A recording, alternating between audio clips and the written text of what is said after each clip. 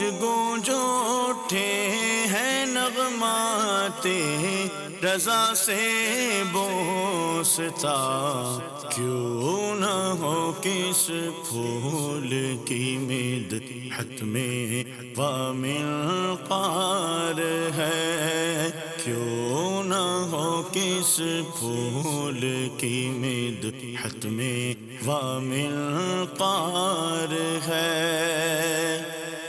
الحمدللہ رب العالمین والصلاة والسلام علی سید المرسلین، اما بعد فاعوذ باللہ من الشیطان الرجیم، بسم اللہ الرحمن الرحیم۔ الصلاة والسلام علیکہ یا رسول اللہ وعلی آلکہ واصحابکہ یا حبیب اللہ، الصلاة والسلام علیکہ یا نبی اللہ وعلی آلکہ واصحابکہ یا نور اللہ۔ میٹھے میٹھے اسلامی بھائیوں اور مدنی چینل کے ناظرین، سلسلہ ہے نغمات رضا، اور اس سلسلے میں کلام رضا کو سنتے بھی ہیں اور سمجھنے کی ہم کوشش بھی کرتے ہیں۔ آج کلام جو ہم نے شامل کیا ہے وہ مختصر بھی ہے مگر پر اثر بھی ہے۔ ایک بڑے انوکھے اچھوتے ٹاپک کو اعلیٰ حضرت نے ٹچ کیا ہے، دیکھنا ہی یہ موضوع کون سا ہے۔ کلام مختصر ہے مگر بات بہت بڑی ہے۔ اعلیٰ حضرت لکھتے ہیں انبیاء کو بھی اجل آنی ہے، انبیاء کو بھی اجل آنی ہے مگر ایسی کہ فقط آنی ہے۔ پہلے مشکل الفاظ کے معنی سمجھتے ہیں۔ اجل کہتے ہیں موت کو، اور آنی ہے سے مراد یعنی کسی چیز کا آنا ہے، ہونا ہے۔ فقط سے مراد صرف ہے، اور اب دوسری بار جو آنی کہا گیا اس کے معنی ہے آن سے، یعنی آن کی آن، لمحہ بھر کے لیے، جسٹ تھوڑی دیر کے لیے۔ اب اس کا مطلب کیا بنتا ہے شعر کا، کہ اس میں کوئی شک نہیں کہ کل نفس ذائقۃ الموت کے مطابق انبیاء علیہ السلام پر بھی موت آئے گی، آ کر رہے گی، لیکن یہ نفوس قدسیہ مٹی میں مٹی نہیں ہو جاتے۔ الحمدللہ عاشقان رسول کا یہ عقیدہ ہے کہ انبیاء کی چونکہ وعدہ خداوندی ہے، موت ضرور آئی مگر تھوڑی دیر کے لیے موت آئی اور پھر حیات انہیں عطا کر دی گئی، پھر ماشاءاللہ ان کے جسم اسی طرح صحیح سلامت ہیں، اور آن کی آن میں لمحہ بھر کے لیے حکم الہی بجا لانا کے لیے موت آئی ہے۔ اسی کلام کا جو اگلا شعر ہے وہ مزید بات کو ڈیفائن کر دے گا۔ پہلے شعر کو سنیے پھر اگلے شعر کی طرف چلیں گے۔ دونوں اشعار ملا کر جب سنتے ہیں، بات سمجھتے ہیں تو بات مزید واضح ہو جاتی ہے۔ کیا خوبصورت شعر ہے۔ انبیاء کو بھی اجل آنی ہے، انبیاء کو بھی اجل آنی ہے مگر ایسی کہ فقط آنی ہے۔ انبیاء کو بھی اجل آنی ہے، انبیاء کو بھی اجل آنی ہے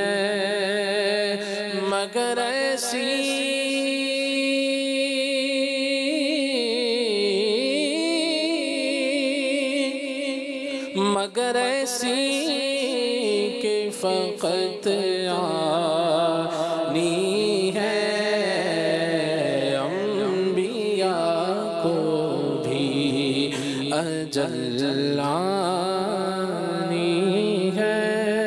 سبحان اللہ سبحان اللہ۔ اب اگلے شعر میں بات مزید واضح ہوتی ہے۔ پھر اسی آن کے بعد ان کی حیات، پھر اسی آن کے بعد ان کی حیات مثل سابق وہی جسمانی ہے۔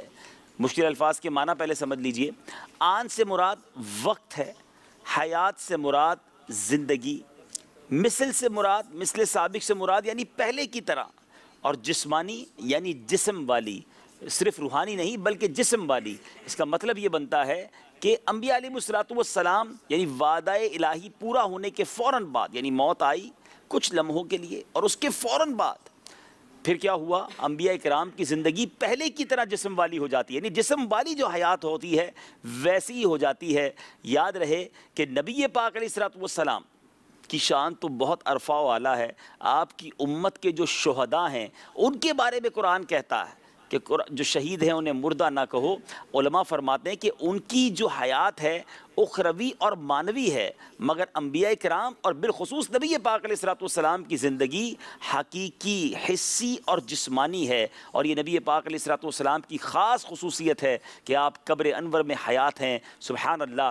میٹھے اسلامی بھائیو، حدیث پاک میں بہت خوبصورت فرمان ہے کہ بے شک اللہ عز و جل نے نبیوں کے جسموں کو کھانا زمین پر حرام کر دیا ہے، پس اللہ کا نبی قبر میں زندہ ہوتا ہے، اسے رزق دیا جاتا ہے۔ ایک اور جگہ میرے آقا فرماتے ہیں الانبیاء احیاء فی قبورہم یصلون، انبیاء اپنی قبروں میں حیات ہیں اور وہ نماز پڑھتے ہیں۔ سبحان اللہ سبحان اللہ۔ بلکہ نبی پاک علیہ السلام کے تو کچھ ایسے اعمال بھی ہیں جو امت نے دیکھے۔ پیارے آقا کو جب قبر انور میں اتارا جا رہا تو میرے آقا علیہ السلام کے لبہائے مبارکہ جنبش کر رہے تھے۔ صحابی رسول جب کان قریب لے گئے تو وہاں میرے آقا علیہ السلام امت کو یاد فرما رہے تھے۔ سبحان اللہ سبحان اللہ۔ بہت خوبصورت بات کہ تھوڑی دیر کے لیے جو لمحہ آیا، وعدہ الہی پورا ہوا اور پھر حیات ایسی لوٹائی گئی جیسی جسمانی حیات ہے۔ آج بھی اپنی قبروں میں انبیاء زندہ ہیں، اللہ کی طرف سے انہیں رزق دیا جاتا ہے اور ہم الحمدللہ اسی عقیدے کے قائل ہیں۔ اور اعلیٰ حضرت گویا حیات الانبیاء کے عقیدے کو اس کلام میں کتنے پیارے انداز میں بیان کر رہے ہیں۔ تو آئیے دوبارہ اس شعر کو سنیں۔ امام فرماتے ہیں پھر اسی آن کے بعد ان کی حیات، پھر اسی آن کے بعد ان کی حیات مثل سابق وہی جسمانی ہے۔ پھر اسی آن کے بعد ان کی حیات، پھر اسی آن کے بعد ان کی حیات، پھر اسی آن کے بعد ان کی حیات، پھر اسی آن کے بعد ان کی حیات مثل سابق وہی جسمانی ہے، مثل سابق وہی جسمانی ہے، مثل سابق وہی جسمانی ہے۔ سبحان اللہ سبحان اللہ۔ اب روح کی بات کتنے پیارے انداز میں کی۔ روح تو سب کی ہے زندہ، ان کا جسم پر نور بھی روحانی ہے۔ ذرا مشکل الفاظ کے پہلے معنی سمجھ لیں کہ یہاں پر نور سے مراد نور سے بھرپور۔ اعلیٰ حضرت امام اہل سنت بڑی پیاری بات فرما رہے ہیں کہ روح تو سب کی زندہ ہوتی ہے، کیونکہ روح قرآن میں فرما دیجئے کہ روح میرے رب کا امر ہے۔ تو پیارے آقا علیہ السلام کا جسم اقدس باقی مخلوق کی روحوں سے بھی لطیف تر ہے، جبھی تو نبی پاک کے جسم اقدس کا سایہ بھی نہیں تھا نا۔ یاد رہے کہ سایہ اصل سے لطیف ہوتا ہے، مگر میرے آقا جس قدر لطیف تر بنائے گئے کہ آپ جیسا لطیف پوری کائنات میں کوئی اور نہیں ہے۔ سبحان اللہ، ایسی ذات ہے آپ کی کہ آپ کا سایہ بھی نہ تھا۔ تو روح تو سب کی زندہ ہوتی ہے، کیونکہ مرنے کے بعد جو معاملات ہیں وہ روح کے ساتھ ہی تو ہونے ہیں نا، سوال و جواب ہونے ہیں، عذاب و انعام ہونے ہیں۔ تو اب نبی پاک کا جو جسم اقدس ہے چونکہ وہ لطیف تر ہے، آپ کا جسم بھی روحانی ہے، آپ کا جسم بھی نورانی ہے۔ کیا پیاری بات ارشاد فرمائی ہے، ذرا سنیے۔ میرے امام لکھتے ہیں کہ روح تو سب کی ہے زندہ، ان کا جسم پر نور بھی روحانی ہے۔ روح تو سب کی ہے زندہ، ان کا روح تو سب کی ہے زندہ، ان کا روح تو سب کی ہے زندہ، ان کا روح تو سب کی ہے زندہ، ان کا جسم پر نور بھی روحانی ہے، جسم پر نور بھی روحانی ہے، جسم پر نور بھی روحانی ہے۔ اللہ. اب اگلے شعر کی طرف چلتے ہیں. اوروں کی روح ہو کتنی ہی لطیف، اوروں کی روح ہو کتنی ہی لطیف، ان کے اجسام کی کب ثانی ہے. یہاں مراد ہے کہ جو غیر انبیاء ہیں ان کی ارواح، ان کی روح کتنی ہی لطیف کیوں نہ ہو جائے، انبیاء کے جسموں کی لطافت کا مقابلہ نہیں کر سکتی.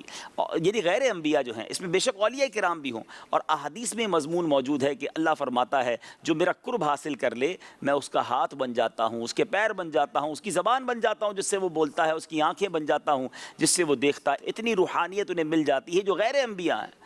تو انبیاء کے اجسام کا، انبیاء کی روحوں کا عالم کیا ہوگا. کبھی بھی دنیا کے دیگر لوگوں کی روحیں جو ہیں وہ انبیاء کے جسم کی بھی لطافت سے مقابلہ نہیں کر سکتے، تو ان کی ارواح کا عالم کیا ہوگا. خوبصورت کمپیریزن بیان کیا ہے. انبیاء وہ ہیں جو منتخب شدہ اللہ تبارک و تعالیٰ کے وہ برگزیدہ بندے ہیں جنہیں نبوت کے شرف سے سرفراز کیا گیا. تو سبحان اللہ، کیا پیاری بات لکھی کہ اوروں کی روح ہو کتنی ہی لطیف، اوروں کی روح ہو کتنی ہی لطیف، ان کے اجسام کی کب ثانی ہے. اوروں کی روح ہو کتنی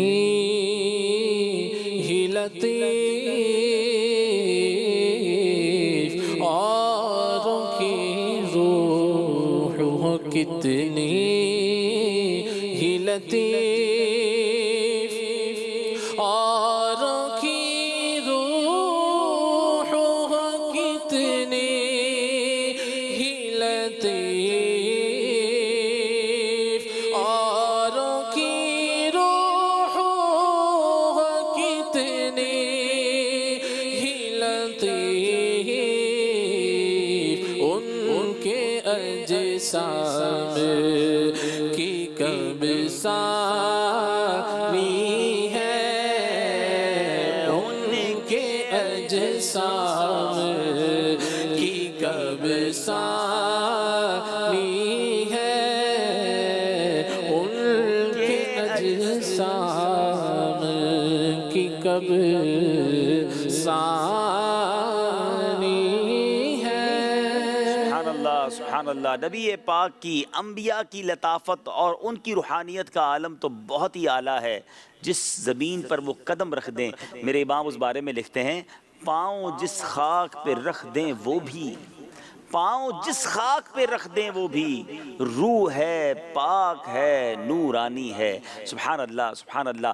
انبیاء کے مبارک قدم وہ ہیں کہ جس زمین پر وہ قدم رکھ دیں، جس خاک پر وہ قدم رکھ دیں، وہ خاک بھی نورانی اور روحانی بن جاتی ہے. جی ہاں، نبی پاک علیہ الصلوۃ والسلام کے جو رضائی بھائی ہیں، جب بی بی حلیمہ سعدیہ رضی اللہ تعالیٰ عنہا کے پاس میرے آقا موجود تھے، پیارے آقا علیہ الصلوۃ والسلام کے رضائی بھائی نے دیکھا کہ نبی پاک جس سخت زمین پر بھی قدم رکھ دیتے وہاں سبزہ اگایا کرتا. اور یاد رہے، زمین کی حیات سبزہ اگنے ہی سے پتہ چلتی ہے. تو آقا کے قدم لگ جائیں تو زمین میں حیات آ جائے تو حیات النبی کا عالم کیا ہوگا. کچھ ایسی ہی بات مفتی اعظم ہند مصطفیٰ رضا خان صاحب نوری لکھتے ہیں نا، عجب نہیں کہ لکھا لوح کا نظر آئے، عجب نہیں کہ لکھا لوح کا نظر آئے، جو نقش پا کا لگاؤں غبار آنکھوں میں. آقا کے قدموں سے لگا ہوا غبار اگر آنکھوں میں لگا لوں نا تو مجھے لوح محفوظ کا لکھا ہوا نظر آنے لگ جائے. تو سبحان اللہ، اس خاک کا عالم کس پیارے انداز میں اعلیٰ حضرت بیان کر رہے ہیں کہ پاؤں جس خاک پہ رکھ دیں وہ بھی، پاؤں جس خاک پہ رکھ دیں وہ بھی، روح ہے، پاک ہے، نورانی ہے. پاؤں جس خاک پہ رکھ دے وہ بھی، پاؤں جس خاک پہ رکھ دے وہ بھی، پاؤں جس خاک پہ رکھ دے وہ بھی، پاؤں جس خاک پہ رکھ دے وہ بھی، روح ہے پاک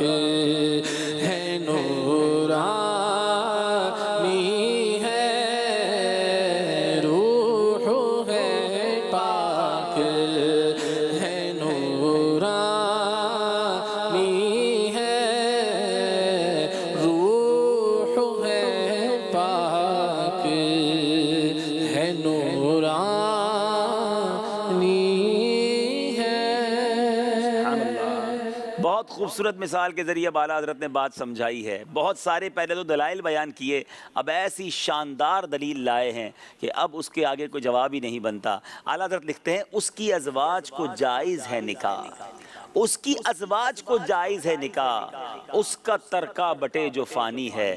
ترکہ کہتے ہیں میراث کو، مرنے کے بعد جو جائیداد وغیرہ بٹتی ہے. امام اہل سنت فرماتے ہیں کہ جو غیر نبی ہے نا، ان کی جو ازواج ہوتی ہیں، یعنی کوئی کسی اور عام شخص کی جب اس کا انتقال ہو جائے تو اس کی بیوہ کو یہ اجازت ہوتی ہے کہ عدت گزار کر وہ کہیں اور نکاح کر لے. لیکن انبیاء کرام اور بالخصوص امام الانبیاء صلی اللہ تعالیٰ علیہ وسلم کی کسی بھی زوجہ محترمہ کو نبی پاک کے دنیا سے پردہ فرمانے کے بعد بھی اجازت نہیں تھی. اور یہ بہت شاندار دلیل ہے. ایک وجہ تو یہ ہے کہ پیارے آقا کی ازواج مومنین کی مائیں ہیں، اور دوسری بات یہ کہ جو دنیا سے چلا جائے اس کی بیوہ کو اجازت ہوتی ہے. پیارے آقا تو قبر میں حیات ہیں، تو حیات جو ہوتے ہیں ان کی تو ان کا رشتہ باقی رہتا ہے. تو نبی پاک علیہ الصلوۃ والسلام کی ازواج کا رشتہ بھی نبی پاک سے باقی رہا، تو پھر نکاح کیسے ہو سکتا ہے؟ اور ترکہ جائیداد بھی اسی کی بٹتی ہے جو دنیا سے چلا جائے. میرے آقا قبر انور میں حیات ہیں تو آپ کا ترکہ بھی تقسیم نہیں ہوا، آپ کی جائیداد بھی نہیں بٹی. تو یہ دو ایسی شاندار واضح روشن دلیلیں ہیں کہ انبیاء اور بالخصوص امام الانبیاء اپنی قبر منور میں جسمانی حیات کے ساتھ موجود ہیں. تو عام لوگوں کی جو ازواج ہوتی ہیں وہ دوسرا نکاح بھی کر سکتی ہیں شوہر کے انتقال کے بعد، ان کی میراث بھی بٹتی ہے. نہ نبی پاک کی ازواج کو نکاح کی اجازت ہوئی اور نہ ان کا ترکہ بٹا. تو یہ بتا رہا ہے کہ تو زندہ ہے واللہ، تو زندہ ہے واللہ، تو زندہ ہے واللہ، تو زندہ ہے واللہ، میرے چشم عالم سے چھپ جانے والے. سبحان اللہ. اب اس شعر کو ذرا سنیے. اس کی ازواج کو جائز ہے نکاح، اس کی ازواج کو جائز ہے نکاح، اس کا ترکہ بٹے جو فانی ہے. اس کی ازواج کو جائز ہے نکاح، اس کی ازواج کو جائز ہے نکاح، اس کی ازواج کو جائز ہے نکاح، اس کی ازواج کو جائز ہے نکاح، اس کا ترکہ بٹے جو فانی ہے، اس کا ترکہ بٹے جو فانی ہے، اس کا ترکہ بٹے جو فانی ہے. سبحان اللہ، سبحان اللہ. مکتب امام اہل سنت اب گویا فیصلہ سنا رہے ہیں. پورا کلام لکھنے کے بعد لکھتے ہیں یہ ہے حی ابدی ان کو رضا، یہ ہے حی ابدی ان کو رضا، صدق وعدہ کی قضا مانی ہے. سبحان اللہ. پہلے مشکل الفاظ کے معنی سمجھ لیں. یہاں حی سے مراد زندہ ہے، ابدی سے مراد ہمیشہ والا، صدق سے مراد سچائی، قضا یعنی اللہ کا حکم، مانی ہے یعنی تسلیم کرنا ہے. اعلیٰ حضرت امام اہل سنت نے مقطع میں بڑی پیاری بات لکھی کہ اب ثابت ہوا کہ اللہ تعالیٰ نے اپنے انبیاء علیہ السلام اور بالخصوص امام الانبیاء محمد مصطفیٰ صلی اللہ تعالیٰ علیہ وسلم کو حیات ابدی عطا فرما رکھی ہے. پس موت کا وعدہ پورا ہوا جو ہم مانتے ہیں. پھر اس کے بعد نمازیں پڑھی جا رہی ہیں. سبحان اللہ. امامتیں بھی ہو رہی ہیں. مسجد اقصیٰ میں جا کر میرے آقا نے خطبہ دیا، امامت کی. سبحان اللہ. اور میرے آقا کی قبر انور سے صحابہ نے اذانوں کی آواز بھی سنی، آسمانوں کی سیریں بھی فرما رہے ہیں. تو گویا حیات ابدی رب عز و جل نے عطا فرما دی. اے میرے میٹھے اسلامی بھائیوں، اب یہاں کہتے ہیں جس کے دل میں میل ہو وہ کوئی نہ کوئی اعتراض تو کرتا ہی ہے کہ جناب شہداء کا تو ذکر ہے قرآن میں کہ وہ حیات ہیں، وہ ان کو رزق دیا جاتا ہے، ان کو مردہ نہ کہو. انبیاء کا ذکر تو نہیں ہے۔ علماء نے بڑی پیاری بات کہی، فرماتے ہیں جب ادنا کا ذکر ہو جائے تو اعلیٰ خود ہی شامل ہو جاتا ہے۔ اور اس کی بڑی پیاری مثال علماء نے دی کہ قرآن میں ذکر ہے کہ والدین کو اف نہ کہو، تو کوئی بے عقلی کہے گا کہ جناب اف کہنے کا منع ہے، مارنے کی اجازت ہے۔ مارنے کا تو منع نہیں کیا، ارے جب اف کی بھی اجازت نہیں تو مارنا تو بہت بڑی بات ہے۔ ارے نبی کے امتی شہید کو اگر قرآن کہتا ہے وہ زندہ ہیں تو نبی پاک کی جناب حیات طیبہ کا عالم کیا ہوگا، اس کے ذکر کرنے کی بھی حاجت نہیں ہے۔ سبحان اللہ۔ تو اے میرے بیچے اسلامی بھائیوں، اعلیٰ حضرت نے اس کلام کو لکھ کے گویا ہمارے عقیدے کو مزید جلا بخشی ہے اور یقین عطا کیا ہے اور ہمیں سمجھایا ہے کہ ہمارا انداز اور ہماری سوچ حیات النبی کے بارے میں کیا ہونی چاہیے۔ ذرا مقطع کو سنیے ایمان تازہ کرتے ہوئے۔ میرے امام لکھتے ہیں یہ ہے حی ابدی ان کو رضا، یہ ہے حی ابدی ان کو رضا، صدق وعدہ کی قضا مانی ہے۔ یہ ہے حی ابدی ان کو رضا،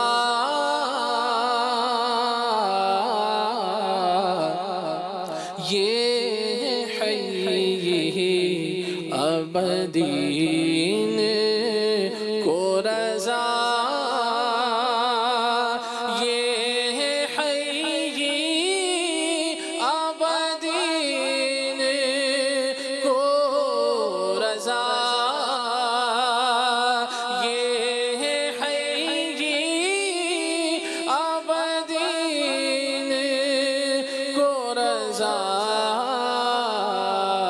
صدق وعدہ کی قضا مانی ہے، صدق وعدہ کی قضا مانی ہے، صدق وعدہ کی قضا مانی ہے۔ سبحان اللہ سبحان اللہ۔ میٹھے میٹھے اسلامی بھائیوں، مختصر کلام مگر بڑا ہی انوکھا ٹاپک ہے اور اعلیٰ حضرت ہی کا کمال ہے کہ اپنے کلاموں میں عقائد کو بھی بیان کر رہے ہیں، ہماری تفہیم بھی فرماتے ہیں، ہمیں بہت ساری ہدایات بھی گویا عطا فرماتے ہیں۔ کلام رضا کی کیا بات ہے۔ دیکھتے رہیے سلسلہ نغمات رضا، اگلے سلسلے میں ایک اور کلام رضا لے کر حاضر ہوں گے۔ اللہ تعالی ہم سب کو اعلیٰ حضرت کے مبارک کلاموں کو سمجھنے، اسے یاد رکھنے اور اس کے پیغام کو سمجھ کر عمل کرنے کی توفیق عطا فرمائے، آمین بجاہ نبی الامین صلی اللہ تعالی علیہ وسلم۔ صلو علی الحبیب صلی اللہ تعالی علی محمد صلی اللہ علیہ وسلم۔ گونج گونج اٹھے ہیں نغمات رضا سے بوستا، کیوں نہ ہو کس پھول کی مدحت میں وامل قار ہے، کیوں نہ ہو کس پھول کی مدحت میں وامل قار ہے۔